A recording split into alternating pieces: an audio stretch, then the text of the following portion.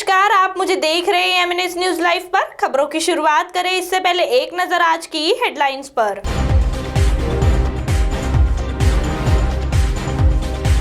देवेंद्र फडणवीस पर लगा हत्या का आरोप। भोपाल में रात 2 बजे तक खुल सकेंगे बार। इंदौर में फिर कोरोना विस्फोट। आइए अब खबरें देखते हैं विस्तार से। देवेंद्र फडणवीस पर लगा हत्या का आरोप। एकनाथ नीमगढ़े की हत्या देवेंद्र फडणवीस ने कराई है, ऐसा आरोप राष्ट्रवादी ने लगाया है। देवेंद्र फडणवीस को एकनाथ नीमगढ़े के एयरपोर्ट के पास वाली जगह चाहिए थी। इसके लिए उन्होंने अपने पीए कुमार द्वारा एकनाथ नीमगढ़े से संपर्क किया था और जमीन खरीदने की इच्छा जाहिर की थी, लेकिन एकनाथ नीमगढ़े ने जमीन बेचने से इनकार किया था, जिसके चलते कुछ समय बाद उनकी गोली मारकर हत्या कर दी गई और इसके आरोप उनके बेटे ने देवेंद्र फडणवीस पे लगाया है। लेकिन अभी तक इस बारे में कोई सबूत नहीं मिल पाया है और न ही देवेंद्र फडणवीस का इस केस से कोई सीधा ताल्लुक है। ऐसा कोई गवाह मिला नहीं, इसलिए ये केस की खोजबीन अभी भी शुरू है।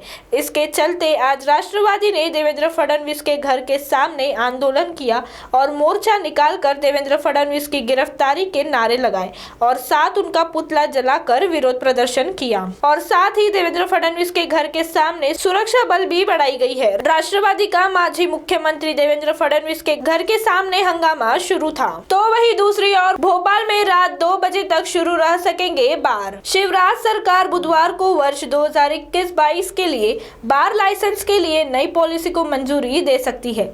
आबकारी विभाग ने प्रस्तावित किया है कि प्रदेश में होटल, रेस्टोरेंट, रिजॉर्ट और क्लबों के बार रात 2 बजे तक खुल सकेंगे। वर्तमान में बार बंद होने का समय रात 12 बजे है, लेकिन 2 घंटे के लिए 5,000 रुपए फीस जमा करने पर रात 2 बजे तक बार खोले रखने की अनुमति दी जाएगी।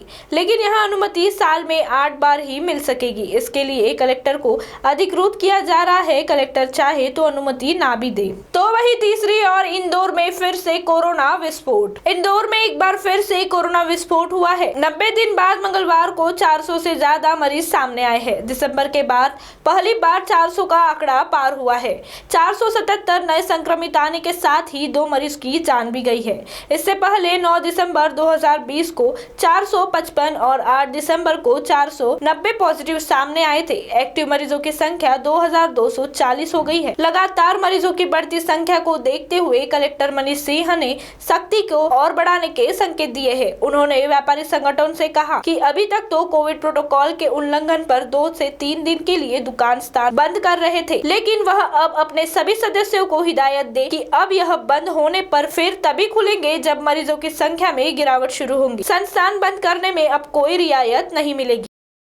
अब आप हमारे चैनल को ऐप पर भी देख सकते हैं। प्ले स्टोर में जाकर एमएनएस हिंदी लिखिए और ऐप डाउनलोड कीजिए। साथ ही साथ आप हमारे फेसबुक पेज को भी लाइक कर सकते हैं और उन पर भी खबरें देख सकते हैं। लिंक है ट्विटर, इंस्टाग्राम पर भी आप हमारे खबरों को देख सकते हैं। आप हमारे चैनल को यूट्यूब पर भी देख सकते हैं और इस यूट्यूब चैनल को सब्सक्राइब करना ना भूले। फिलहाल वक्त हो चला है एक ब्रेक का। ब्रेक से लौटने के बाद देश और दुनिया की तमाम खबरें देखने के लिए जुड़े रहिए हमारे साथ एमएनएस न्यूज लाइव पर। नमस्कार।